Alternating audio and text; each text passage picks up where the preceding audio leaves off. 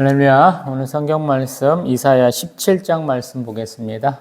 오늘 성경 말씀 이사야 17장 말씀 보겠습니다. 다메섹에 관한 경고라. 보라, 다메섹이 장차 성읍을 이루지 못하고 무너진 무더기가 될 것이라. 아루의 성읍들이 버림을 당하리니 양 무리를 치는 곳이 되어 양이 눕되 놀라게 할 자가 없을 것이며, 에브라임의 요새와 다메섹 나라와 아람의 남은 자가 멸절하여 이스라엘 자손의 영광같이 되리라. 만군의 여호와의 말씀이니라. 그날에 야곱의 영광이 쇠하고 그의 살진 몸이 파리하리니 마치 추수하는 자가 곡식을 거두어 가지고 그의 손으로 이삭을 벤 것 같고 르바임 골짜기에서 이삭을 주운 것 같으리라. 그러나 그 안에 주울 것이 나무리니 감람나무를 흔들 때에 가장 높은 가지 꼭대기에 과일 2-3개가 나문 같겠고 무성한 나무의 가장 먼 가지에 4-5개가 나문 같으리라. 이스라엘 하나님 여호와의 말씀이니라. 그날에 사람이 자기를 지으신 이를 바라보겠으며 그의 눈이 이스라엘의 거룩하신 이를 뵙겠고 자기 손으로 만든 제단을 바라보지 아니하며 자기 손으로 지은 아세라나 태양상을 보지 아니할 것이며, 그날에 그 견고한 성읍들이 옛적에 이스라엘 자손 앞에서 버림받은 숲을 속의 처소와 작은 산꼭대기의 처소 같아서 황폐하리니 이는 내가 내 구원의 하나님을 잊어버리며 내 능력의 반석을 마음에 두지 아니한 까닭이라. 그러므로 내가 기뻐하는 나무를 심으며 이방의 나무까지도 이종하는도다. 내가 심는 날에 울타리를 두르고 아침에 내 씨가 잘 발육하도록 하였으나 근심과 심한 슬픔의 날에 농작물이 없어지리라. 슬프다. 많은 민족이 소동하였으되 바다 파도가 치는 소리같이 그들이 소동하였고 열방이 충돌하였으되 큰 물이 몰려옴같이 그들도 충돌하였도다. 열방이 충돌하기를 많은 물이 몰려옴과 같이 하나 주께서 그들을 꾸짖으시리니 그들이 멀리 도망함이 산에서 겨가 바람 앞에 흩어짐 같겠고 폭풍 앞에 떠도는 티끌 같을 것이라. 보라, 저녁에 두려움을 당하고 아침이 오기 전에 그들이 없어졌나니 이는 우리를 노략한 자들의 몫이요 우리를 강탈한 자들의 보응이니라. 아멘. 할렐루야. 이사야 13장에서 23장까지 열방에 대한 심판이에요.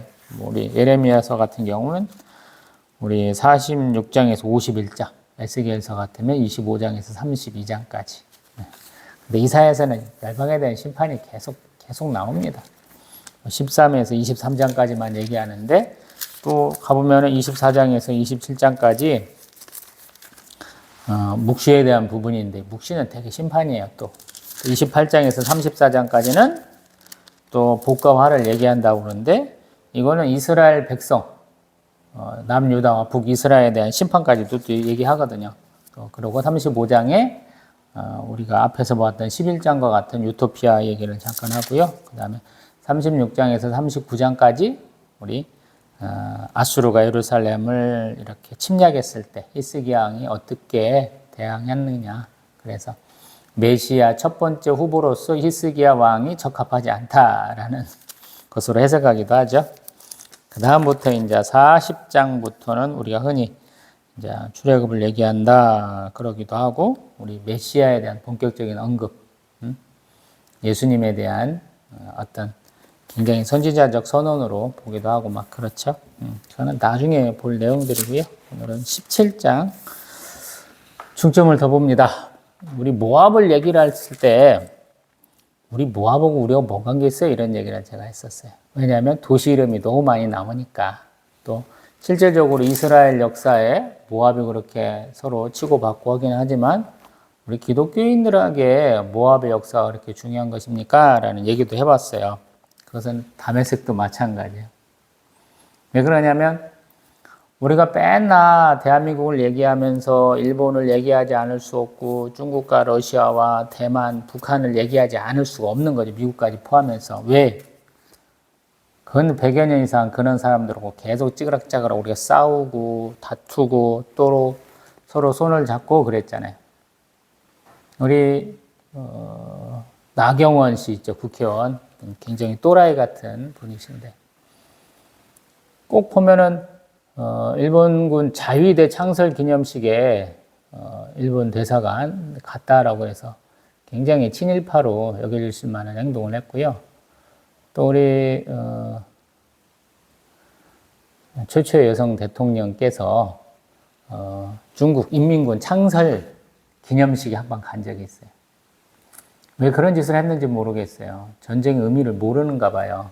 그들하고 우리가 얼마나 많이 싸웠는지, 그들에 의해서 얼마나 많은 우리 조상들이 많이 죽었는지를 아마 모르는 것 같아요. 그런데 가는 것은 진짜로 역사의식의 부재거든요.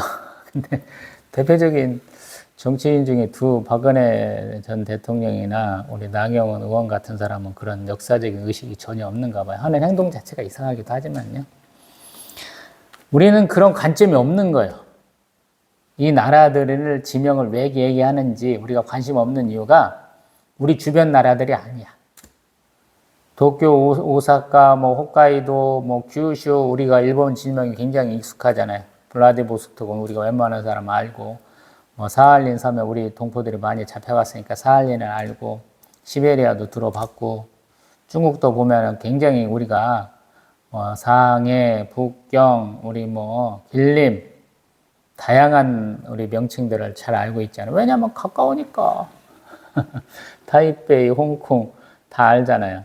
너무 가까운 도시고 많은 사람들이 다녀와 보기도 하고. 그런데 성경에 있는 지명들을 우리가 자주 들었어. 듣긴 들었는데 가치가 없는 거예요. 기억할 필요가 없으니까 오늘 우리가 얘기하는 다메섹, 아로엘 이런 데도 별로 그렇게 관심이 없는 거예요. 저도 마찬가지. 왜 이 나라들에 대해서 그렇게 중점적으로 얘기하냐면 이스라엘이 최대로 뻗어가면 여기까지 점령을 하는 거예요. 근데 이스라엘의 전성기가 그렇게 길지가 않아요. 쉽게 말하면. 항상 얘기하잖아요. 경상남북도 크기밖에 안 된다고. 그놈들이 힘내봐야 얼마나 크겠어요. 신라가 삼국 통일했다고 그러는데 그놈들이 많이 먹어봐야 어디까지 갔어요? 대개 대동강선도 못 갔잖아요. 압록강, 두만강선도 못 갔어요. 통일신라는. 그렇게 나라가 작은 나라가 커봐야 고기 속 고기라는 거예요. 이스라엘도 똑같아요. 솔로몬 왕 때 최전성기였습니다. 그 다음에 남유다의 오시아 또는 아시아라는 왕과 또 북이스라엘의 여로보암 2세 때 컸습니다. 그랬는데 그래 봐야 지금 언급되는 나라들을 가서 조금 침략하고 조공받아 오는 정도에 끝나는 거예요. 영향력은 있긴 하는데 완전한 지배는 못하는 거예요. 소위 말해서 사울왕 시대 때도 무슨 일이 있었냐면 블레셋 사람들이 수비대를 이스라엘 영토 안에 두었어요.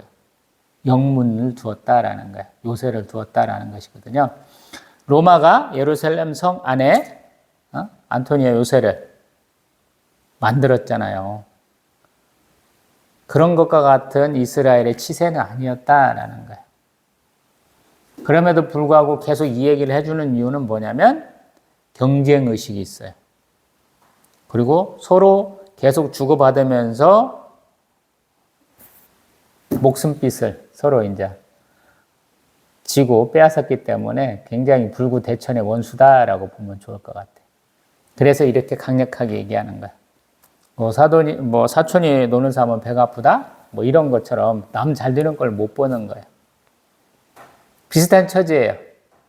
서로 연합해서 싸워야 되는데 연합을 잘 안 해요. 절대 연합할 수 없는 그런 사람들이다라는 거예요.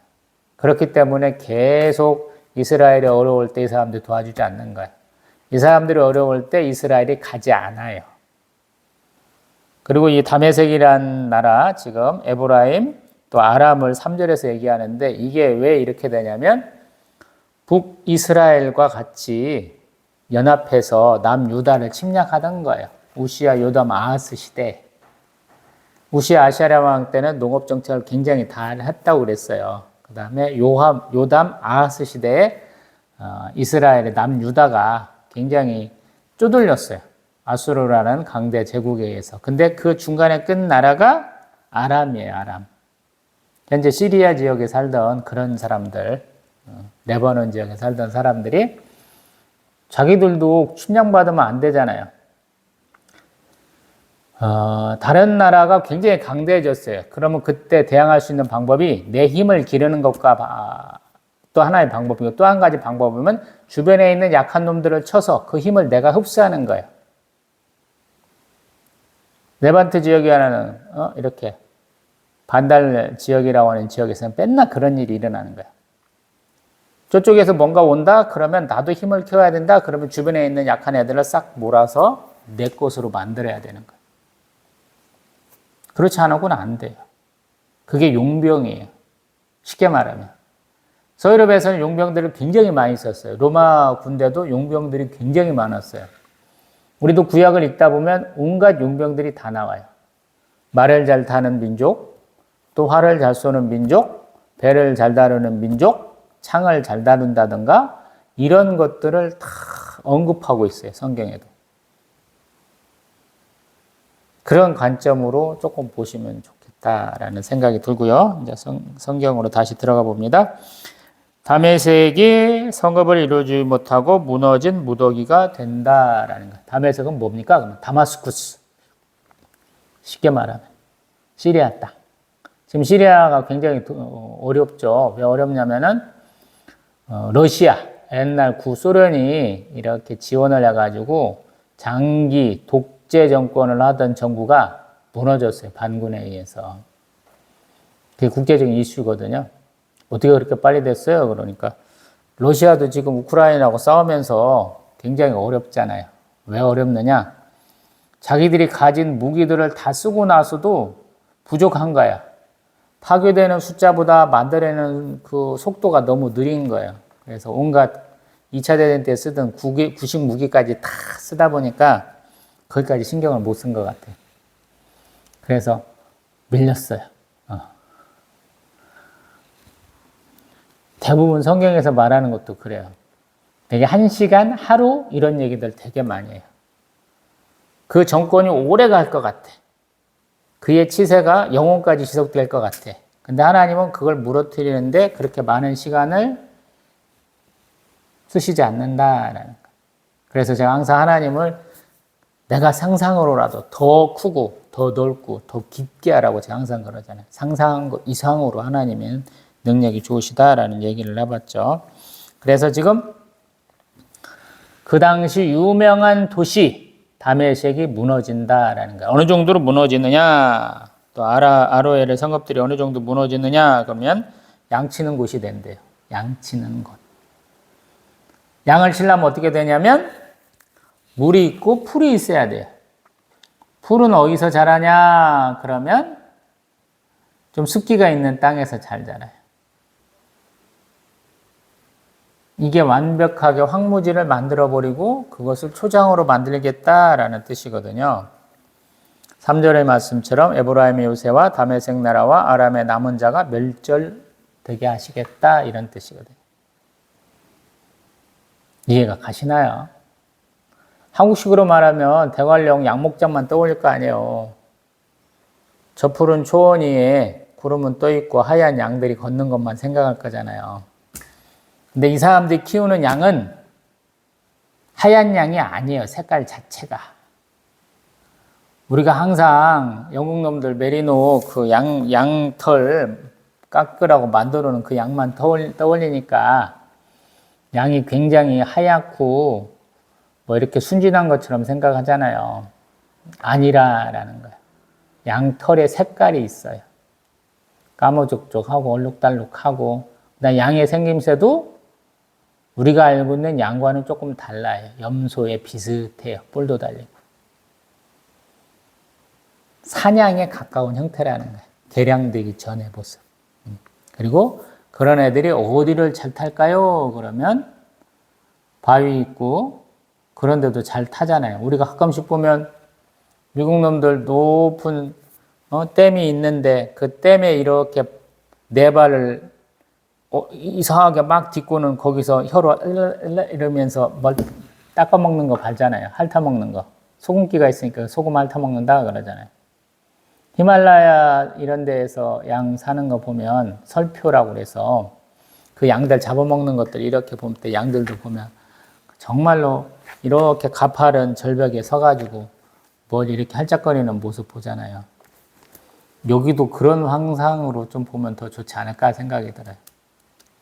양치는 곳이 굉장히 황량하게 보아야 된다라는 거예요. 한국은 축복받은 땅이에요. 풀 옆에 풀이 있고 나무 옆에 나무가 있어요. 이스라엘 젖과 꿀이 흐르는 땅이라고 성경에서 많이 얘기하는데 그 젖과 꿀은 우리가 생각하는 것이 아니고 저는 항상 학자들이 해석하는 것처럼 농업과 목축을 할 수 있는 땅이다. 이런 정도로 생각하거든요. 물론 이제 창세기 때 보면 아브라함과 사라 또 우리 롯이 왔었던 그 애굽과도 같은 젖과 꿀이 흐르는 땅, 요단강 저지대를 뜻하는 것이라고도 볼 수 있지만 그 땅은 굉장히 한정적이었을 것 같아요. 나머지 땅은 굉장히 황량한 땅이에요. 왜 이런 이미지를 계속 얘기해 주냐면 제 고향이 전라북도 김제구, 대한민국에서 유일하게 지평선을 보는 곳이에요. 제가 이렇게 말도 했었어요. 맘만 먹으면 김제에 있는 산과 언덕을 깎으면 해수면과 맞출 수 있다고. 해수면보다 별로 높지 않은 땅이에요. 김제 땅이. 정말로 저기 동쪽으로 가가지고 모악산 만나기 전까지는 산다운 산이 없어요. 정말로 그렇게 평탄한 땅입니다. 이제 여기는 제가 살던 고향 땅에 비하니까 이스라엘 성지순례 가서 이렇게 보는 모습은 너무 황량한 거예요. 저 땅에서 뭐가 날 수 있겠어? 이런 생각이 들 정도로. 자, 그런 땅이 되는 거예요. 그러니까 사람들이 굉장히 많은 땅. 아하스 왕이 다메섹을 한번 가가지고 뽕 갔다는 거예요. 오! 도시가 너무 멋있어요. 그리고 그 다메섹에 있는 그 우상의 신전을 보고 설계도를 그려갖고 미리 보냈어요. 이대로 선전 한번 지어봐. 그래가지고 지가 올 때는 벌써 그러한 신전의 모양이 돼 있고 여호와의 성전은 완전히 우상 숭배로 밖에 있었다. 이렇게 얘기하잖아요. 자, 그러고 이제 4절 이하로 보면 대개 그날은 심판의 날이에요. 성경에서는 대개 그날은 심판의 날이에요. 우리로 말하면 D-Day, 영어로 말하면 그날. 딱 일이 일어나는 그날. D-Day. 야곱의 영광은 쇠하고 그의 살찐 몸은 파리해진다라는 거예요.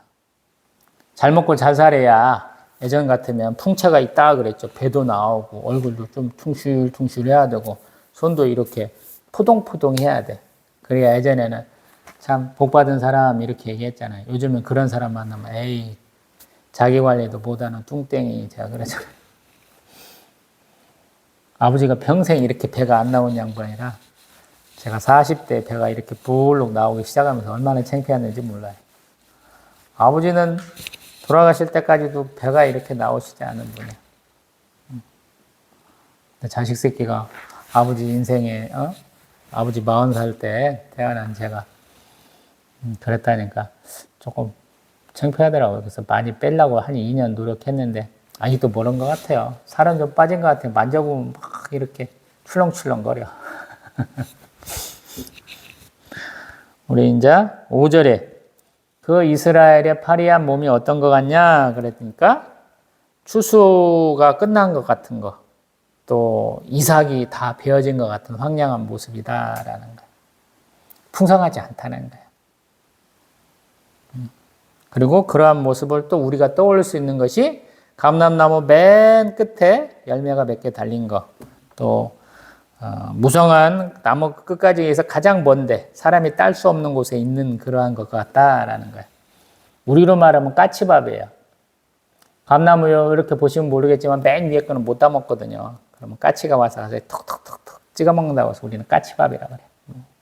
우리 사투리는 까치밥 그래. 그런 것 같다라는 거예요. 이스라엘이. 풍성함이 없는 거예요. 참 암울한 거예요. 심판을 계속 얘기하면서 이스라엘의 초라한 모습도 계속 왔다 갔다 그래요. 학자들에 의해서 이거는 열방에 대한 심판이다 이렇게 딱 얘기하고 보려니까 말이 안 맞거든요. 그거는 그 사람들이 하는 얘기고, 말이 안 되는 걸 말이 되려고 만든 사람들이 학자가 하는 일이에요, 여러분. 쉽게 말하면. 국어 국문학자나 국어 교육학 이렇게 가르치는 교수가 시인이나 뭐 소설가, 수필가보다가 문학적 감성이 뛰어나지는 않거든요. 그 원래 저자가 시인이나 수필가나 소설가나 뭐 이렇게 시나리오 작가가 표현하려고 했던 것을 자기가 잘 알지는 못한다는 뜻이야. 만끽하지를 못해요. 뭔가 추리는 역할만 하는 거예요. 성경도 그래서 제가 항상 당신이 있고 당신이 묵상하고 당신이 하나님께 기도하세요 이 얘기를 많이 하는 이유가, 목사는 잘 추려주는 거예요. 근데 추리다 보면 우리 이제 에덴의 손으로 나락 빌 때 보면, 별을 빌 때 보면 잘 피어. 근데 보다 보면 각도가 안 맞거나 자기 손아귀 힘이 세지 않으면 이렇게 지푸라기들이 막 한쪽으로 넘어지고 제대로 벼 이삭을 제대로 못 빈다고요. 그러면 다 떨어져. 룻기에 보면 그렇잖아요. 보아스가 와갖고 룻을 너무 이쁘게 보잖아요. 자기 시어머니 봉양하려고 왔다는 걸 알잖아요. 그래서 야, 보리추수부터 밀주 설 때까지 니네가 한뭇 이렇게 피면 거기서 일부러 빼서 바깥으로 놓으라고. 그리고 룻한테는 먼 뒤에서부터 죽는 게 아니야. 앞에서 비는 사람 뒤에서부터 바로 죽게 해주잖아요. 그래서 첫날이 뭐 한 호멜 정도, 뭐 제가 이렇게 본 바로는 일꾼들 한 달 임금에 해당하는 양을 하루 만에 주워버리는 그런 일들을 해주잖아요.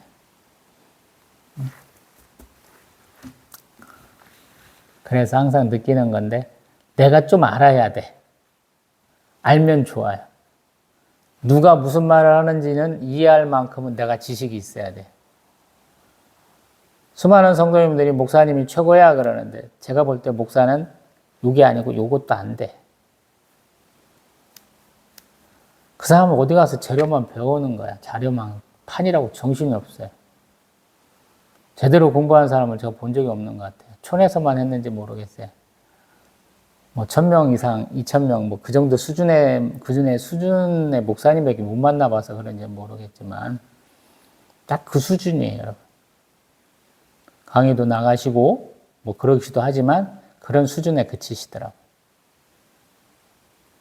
그래서 하는 말이에요. 저는 항상 상상력을 동원해라. 현장에 있는 것을 느껴봐라 그러잖아요. 이스라엘은 지금 쫄딱 망하고 있는 상황이에요. 이사야 선지자가 사역하고 있는 이 기간에 이스라엘의 영광의 나라에서 굉장히 못 먹고 못 사는 나라, 초라한 나라로 바뀌는 상황 가운데서 지금 이사야 선지자가 이 말씀을 하나님이 주신 대로 이렇게 얘기를 하는 거거든요. 제가 이제 김포에서 이렇게 붕어빵 장사도 하고 갈치 장사도 하고 꽃 장사도 해봤어요. 그 당시 이제 2002년, 3년 정도 되는데 뭐라고 그러냐면 서울에서 살다가 쫄딱 망하면 김포 온다 그랬거든요. 여러분 잘 살다가 못 살면 문제가 뭐예요? 뭐가 문제가 될까요? 당장 입고 있는 거, 쓰고 있는 건 쓸 수 있지만 이 씀씀이가 마음대로 안 되잖아요. 이게 마음대로 안 되면서 사람을 좀 갉아먹기 시작하죠. 은퇴하신 분들 그런 짓도 많이 하시잖아요. 처음에는 내가 은퇴했으니까 시간을 넉넉하게 쓸 수 있고 얼마나 좋은지 몰라 그러는데 그것도 하루 이틀이지.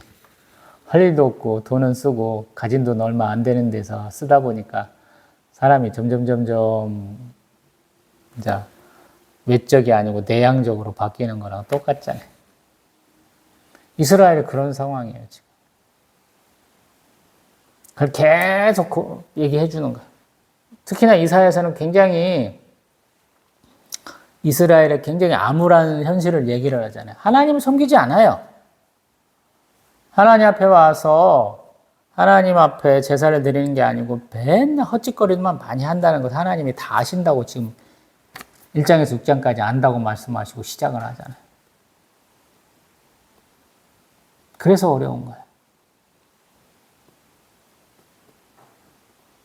그래서 수많은 사람이 있는 공간에서 뭔가를 가르치는 건 너무 어렵다라고 제가 말씀드리는 거예요. 그래서 항상 어떻게 보면은 그게 슈퍼스타가 돼야 돼. 제가 공무원 시험 준비할 땐가 뭐 이렇게 들었던 얘기인데 그 강사 선생님이 그런 얘기를 하더라고요. 야, 슈퍼스타는 다르더라. 우리 뭐 소위 말해서 디너쇼 같은 걸 갔다 온 거예요. 우리 가수가 이렇게 노래를 하는데 초짜는 사람들의 시선을 모으려고 막 노력을 하는 거야. 자기가 뭔가를 하기 위해서. 근데 톱스타는 다르다는 거야. 나가는 순간부터 사람들이 그 사람을 주목하고 있다라는 거야. 우리 큰 교회, 유명한 목사님들의 스타일이 그런 식이거든요. 기대하게 해. 굉장히 사람들한테 만족감을 줘요. 근데 제가 항상 얘기하는 게 그건 공허한 것이다 라고 얘기해요. 여러분이 뒤돌아서면 아무것도 없잖아. 일주일간 기대했어. 근데 1시간 동안 그 설교 듣고 은혜 받고 내가 참 위로받았어요. 가는 것이 뭔 의미가 있냐는 거예요. 생각할 때는. 하나님 말씀을 봐야죠. 지금 이사야 17장 얘기하면서 이런 엉뚱한 얘기 하잖아요, 제가. 전체적인 분위기가 뭔지 지금 얘기하자고 그러잖아요. 다메섹하고 우리하고 뭔 관계 있냐고. 근데 다메섹의 중요성이 있다고. 아하스 왕은 다메섹을 굉장히 좋은 곳으로 사람들이 그들의 우상, 이스라엘 사람들의 우상에 불과한 그들의 신을 잘 섬겨갖고 우리를 이긴 나라야 이런 생각을 갖고 있는데 하나님은 아니다라고 얘기하는 거거든. 우리 출애굽기 지금 수요일날을 하고 있는데 그거랑 똑같은 거야. 애굽 왕 바로하고 애굽 백성들이 얼마나 강대해요. 이스라엘 백성들 굉장히 우습게 생각하잖아요. 하나님이 재앙을 계속 연달아 주셔가지고 결국에는 출애굽하게 하고 또 바닷가에 뭉쳐 있다는 말을 듣고 지금이라도 쫓아가서 내가 저놈들 잡아다가 뒤지게 패버려야지 이런 생각으로 갔다가 그 바다를 건너는 그들을 쫓아갔다가 다 몰사하잖아요. 그런 생각 안 드세요? 이런 거? 모압도 얘기했어요. 잘 먹고 잘 사는 사람들이에요. 내 요르단 사람들 굉장하다고 말했잖아요. 소규를 팔아갖고 항구를 사는 사람들이라고. 비가 오면 내가 이 땅에서 소출을 먹고 안 오면 말겠어 라고 얘기하는 사람들이라고. 굉장한 사람들이라고 제가 얘기했잖아요. 종교가 바뀌고 민족이 바뀌어서 그런가는 몰라도 그 말 듣고 저는 굉장히 존경스럽더라고요. 한국 사람들은 그런 거 못하잖아요. 투입 산출 모델이 너무 분명해. 가성비를 너무 따지니까. 신앙생활도 가성비를 따지잖아요. 심지어. 어차피 신앙생활할 거 코딱지만한 교회에 서지 말고 큰 교회 가서 크게 놀아보자. 이러신 분들 제법 많잖아요. 사업적 마인드가 너무 뛰어나신 분들이 많아. 조그만 교회 잘 안 가려고 그래요.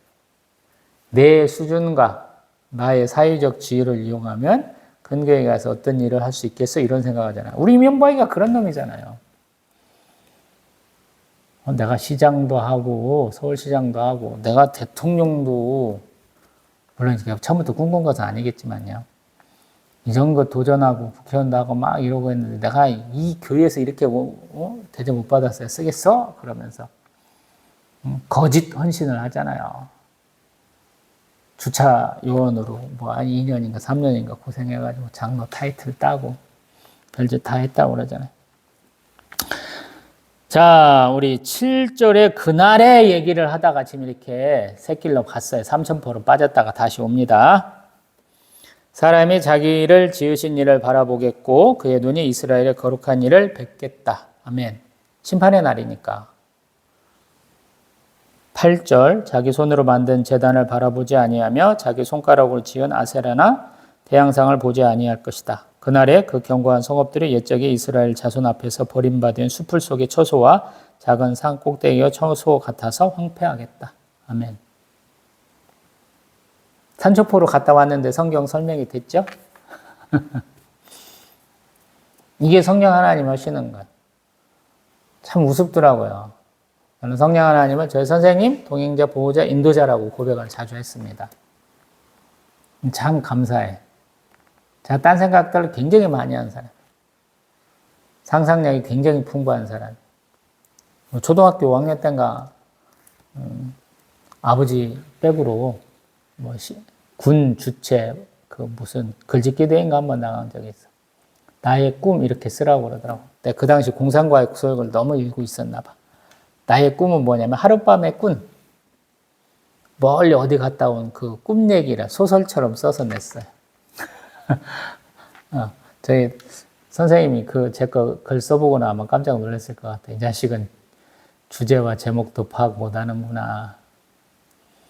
제가 이제 이 목회자의 길을 가려고 우리 한일장신대 편입했는데 영어를 이렇게 배우는데 여자 목사님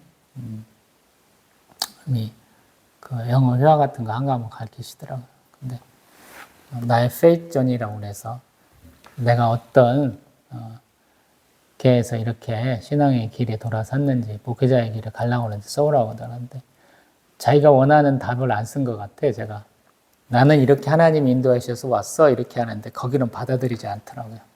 근데 그 여자 목사로부터 비슷한 성향을 가진 사람을 제가 수두룩하게 많이 만나본 거예요. 자기들이 하나님을 어떻게 만나고 하나님을 어떻게 섬기는지를 굉장히 극적으로 얘기해야 된다라고 말하는 사람들이 엄청나게 많더라고요. 간증하는 사람들의 특징이 막 뻥튀기를 좀 해야 돼. 근데 저는 간증할 게 그렇게 뻥튀기 칠 게 없더라고요. 저는 그렇게 급격한 변화를 누군가가 준다고 그러면 저는 단호하게 싫어 이렇게 할 사람이거든요. 변화를 왜 그렇게 가야 돼요? 제가 말했잖아요. 대한민국에서 유일하게 지평선 볼 수 있는 대한민국에서 전라북도 김제 출신이라고. 아버지 눈이 밭이 다 합치니까 한때 13,000평이 넘더라고요. 대학교 1학년, 1학년 때 이렇게 한번 계산해 본 것 같은데. 그렇게 평안하게 살아온 사람이 급격한 변화를 제가 원하겠어요? 안 좋아하죠.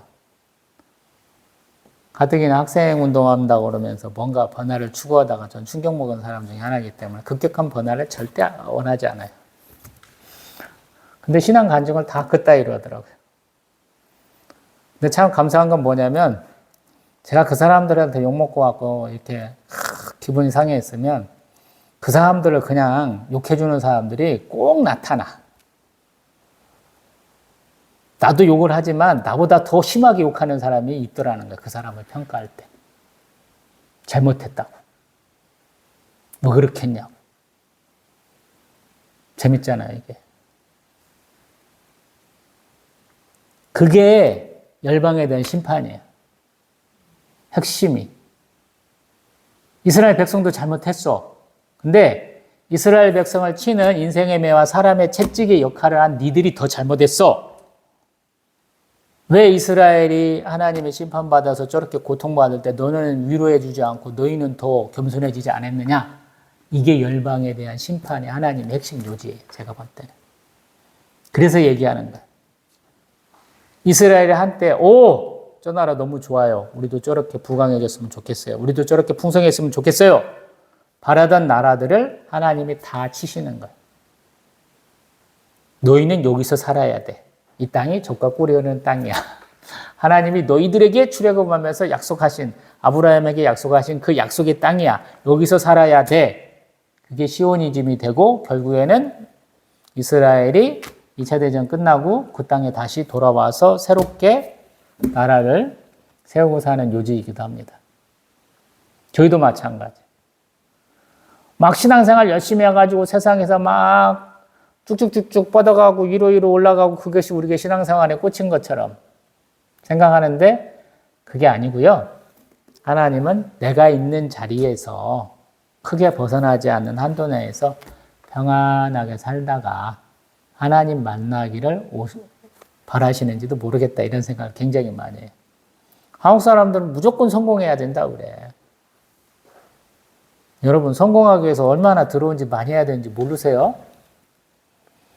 우리 손흥민 선수 간만에 우승했으니까 한번 말해볼게요.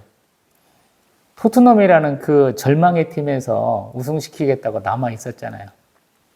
레전드 선수예요.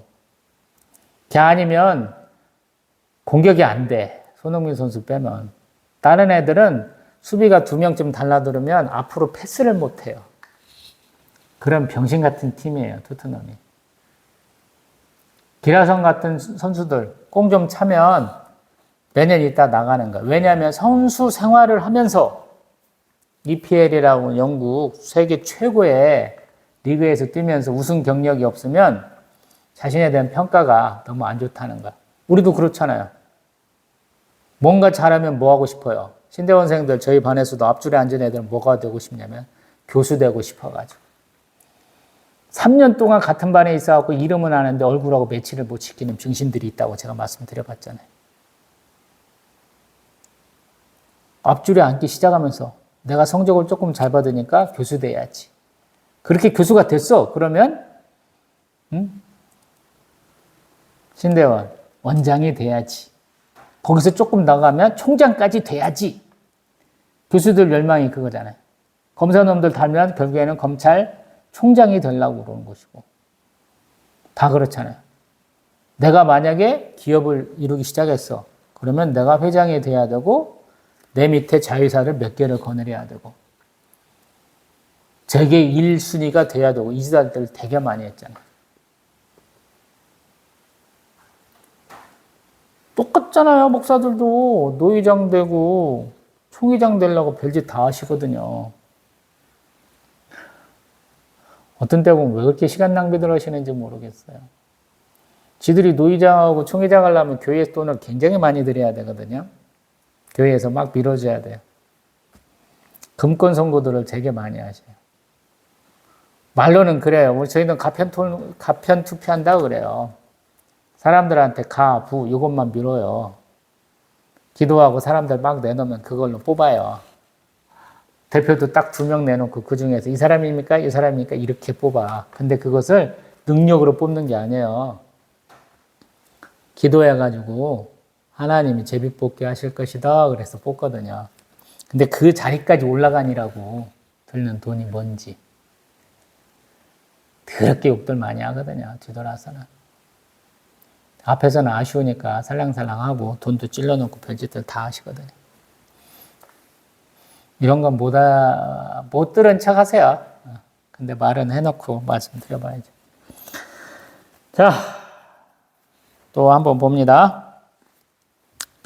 9절에 또 그날에가 나왔어요. 7절에 나왔던 그날에라는 날이 또 나왔어요. 그날은 무조건 심판의 날. 이 세대, 그러면 아주 썩어 빠진 놈들, 이런 얘기 신약에서도 제가 그렇게 말씀드려보죠. 심판의 날이 견고한 성읍들이 옛적에 이스라엘 자손 앞에 버림받은 숲을 속의 처소와 작은 꼭대기의 처소 같아서 황폐한다. 그러면 이거는 뭐 때문이야? 그러면 내가 내 구원의 하나님을 잊어버리며 내 능력의 반석을 마음에 두지 아니한 까닭이다. 그러므로 내가 기뻐하는 나무를 심으며 이방의 나무까지도 이종하는도다. 그래서 네 땅에 네가 원하지 않는 나무, 다른 씨가 자라게 된다. 이 말씀. 근데 이것은 사실은 정상적으로 맺는 게 아니고 소위 말해서 잡초가 나는 거예요. 잡초. 저희 형님이 이제 농학 박사이기도 하시거든요. 형님이 하실 말에 잡초의 정의가 뭐냐라고 어느 날 형님이 가르쳐 주시는데 원하지 않는 곳에 나는 모든 것은 잡초다 그러더라고요. 이해 가세요, 여러분? 논에 벼가 있어야지 정상이잖아요. 그 논에 다른 게 난다고 생각을 해봐요. 우리는 피가 많이 나니까 피는 잡초라고 얘기를 했는데 여러분 논에 갑자기 수박이 하나 난다고 그러면 수박이 잘 날 리는 없잖아요. 응? 논에 벼는 없고 민물 개만 많다고 생각을 해봐요. 좋은 거 아니잖아요. 나무로 생각해도 그렇고 작물도 생각해도 그렇고 똑같다는 거예요. 이스라엘이 원하는 포도원 얘기, 제가 지난 주일 대예배 때는 그 얘기 했으니까, 포도밭에 포도나무가 잘 자라야 되는데 그 나무가 아니고, 포도나무가 아니고 또 다른 나무, 우리 이제 좀 생뚱한 나무, 밤나무 자란다고 생각을 해봐요. 아니면 우리 뽕나무 자란다고 생각을 해봐요. 이상하잖아요. 물론 이제 주변에는 한두 나무 심을 수도 있겠죠. 과실수로, 유실수로, 재미로 심을 수도 있겠지만 그 밭의 성격이 좀 이상해지잖아요. 그런 개념으로 좀 보시면 될 것 같아요. 12절 보면은 항상 하나님의 심판을 얘기할 때 제가 불심판 얘기 많이 한다고 그랬어요.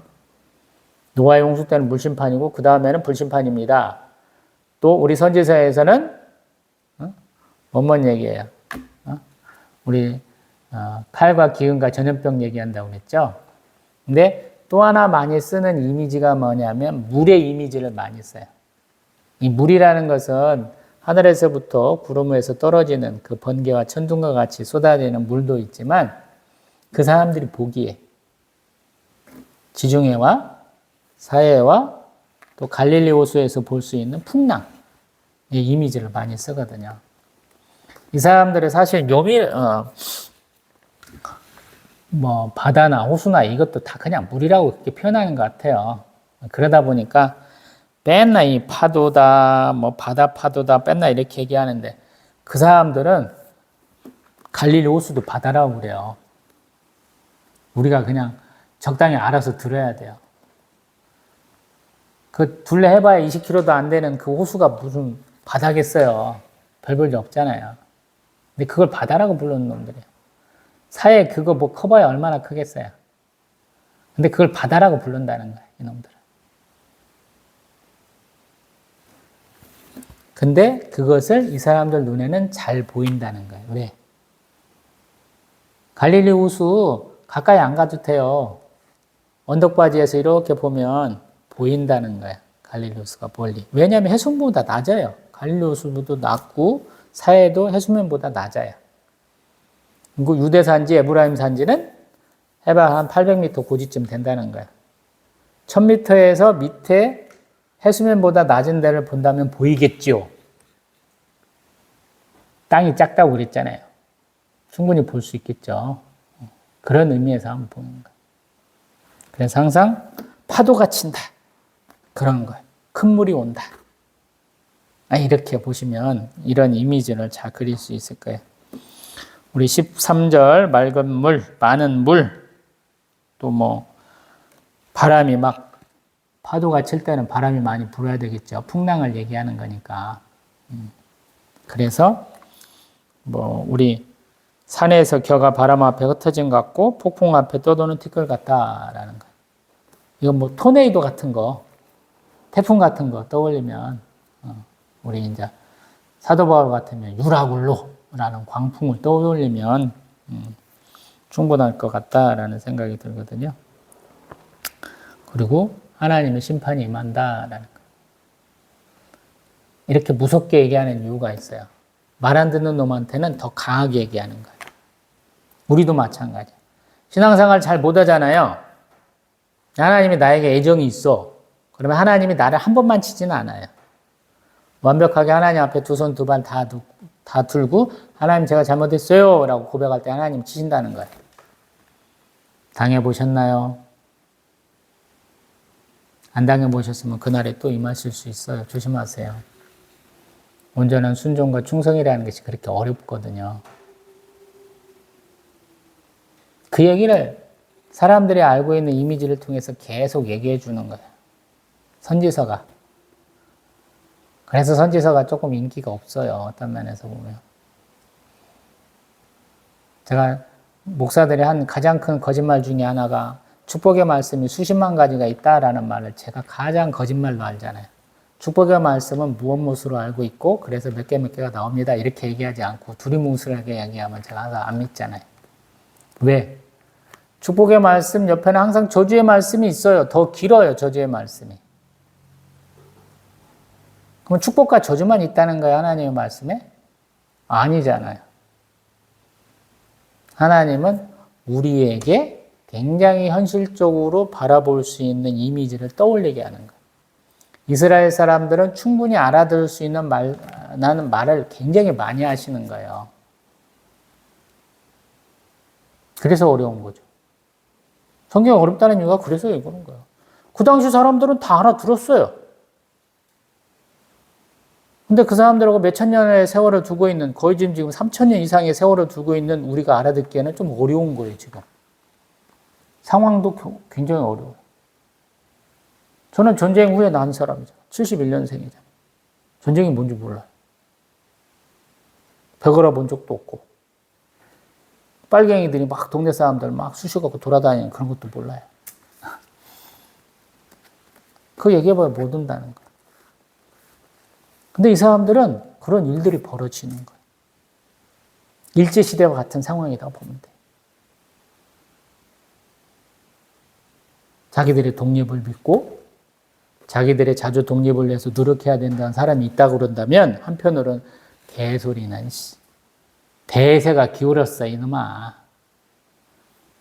우리가 물살을 거슬러 갈 수는 없잖아. 순리대로 떠내려 가야지 그러면서 살아야 된다는 사람이 굉장히 많다라는 거예요. 우리로 말하면 기회주의자가 굉장히 많은 거죠. 그러할 때 하나님이 선지자를 통해서 얘기하는 거예요. 사람들이 듣지도 않아. 들어도 믿지도 않아. 근데 하나님이 선포하게 하셔요. 그리고 그러한 하나님의 말씀은 정확하게 이루어지는 거예요. 모압은 3년 후에나 망하는 거예요. 지금 잘 먹고 잘 살아요. 너무 즐겁게 사는 거예요. 이스라엘 망했대! 박수 치면서 좋아해. 근데 3년 후에 망한다는 거예요. 그래서 어려워요, 말씀이. 맨날 직접 계시 받는다는 사람들 제가 싫어하는 이유가 그래서 그래요. 여자 목사님들, 여자 선교사님들, 여자 교육자들 그런 소리 하는 사람 들을 때마다 깝깝해 죽어요, 제가. 해석할 능력도 없어. 옆에 있는 나한테는 무슨 말인지 알겠어. 근데 지들이 해석하고 싶은 대로 막 해석을 해. 막 그러고 자랑을 해. 봐라, 내가 한 말도 이루어졌잖아, 맨날 그렇게. 뭘 이루어지면 뭘 이루어지면 뭘 이루어지. 그래서 어려운 거야. 내가 누군가가 나에 대해서 말했을 때 그 말대로 이루어지는가? 당장의 결론은 안 난다는 것 같다는 면에서는. 성경의 말씀도 그래요. 그래서 어려운 거예요. 그래서 항상 잘 읽으시라가 1번인 거예요. 2번, 묵상하고 상상력을 동원해서 이런저런 상황을 만들어 보라라는 거예요. 그리고 3번째, 항상 기도해라.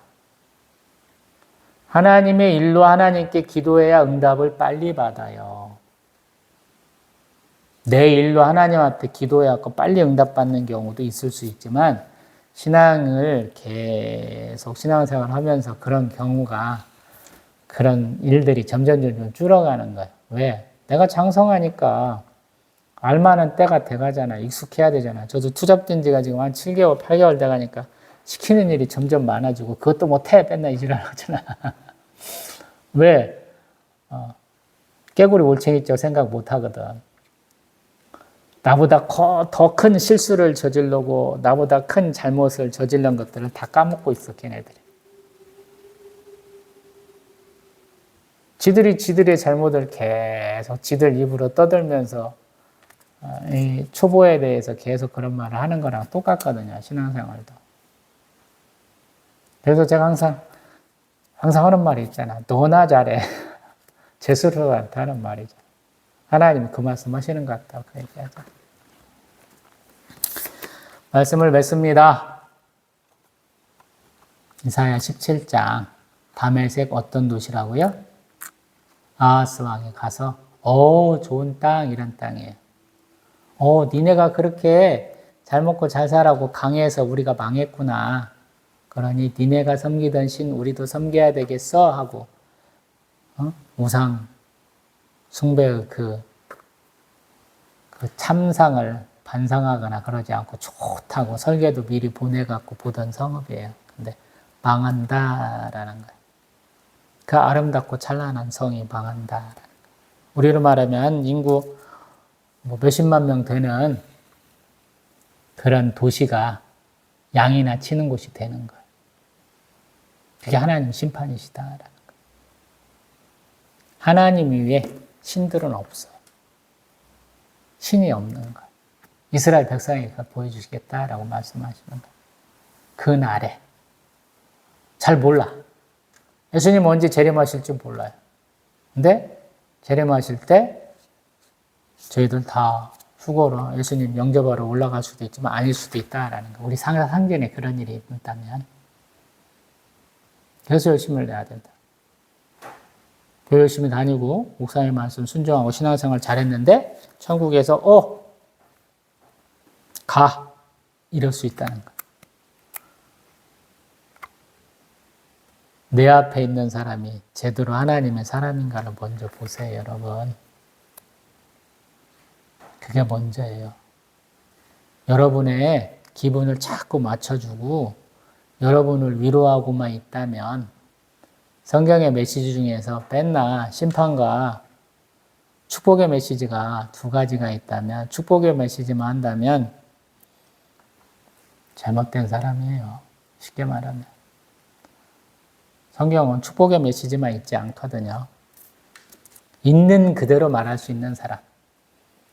하나님의 메시지를 받으면 변형시키지 않고 그대로 선포할 수 있는 사람이 좋은 목사예요. 근데 좋은 목사를 만나려고 노력하는 그러한 노력과 시간이라면 내가 하나님이 기뻐하는 하나님의 자녀, 하나님의 백성이 되고자 노력하는 게 더 빠르다 이 말이에요. 결국에는 어렵고 힘들어 보이죠. 성경 내가 언제 읽고 있어. 동영상 볼 틈도 없다고 그러는 사람들이 부지기수예요. 난 시간이 없어 그러잖아. 시간이 없는 게 아니고 시간 배분을 못하고 있는 거예요. 하나님께 가장 소중하고 좋은 시간을 드릴 줄 알아야 돼. 그래야 말씀이 들려요. 그래야 기도 응답이 있어요. 그걸 못 하시는 거예요, 여러분. 다음에는 우리 구스. 홍해 건너가지고 이집트 밑에 있는 나라 보겠습니다. 기도합니다.